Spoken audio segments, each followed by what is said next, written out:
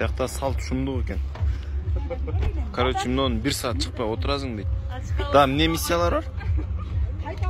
Сиздерден биола кичине бүтөп турат. Неге? Ошондой. Наказание Кочкордо ошондой. Жо, себеби болот го. Наказание эмес, ал биздин шартка күнөстүп. Жо, макул көндүк, себеби бар да. Себеп ошондой сый деп коет, ошондой уважение. Уважение 1 саат киргизбей коюбу? Аме. Бизге барбы тамак аш иши кылып? Комментарийде неме бересиздер да меники туралы чора.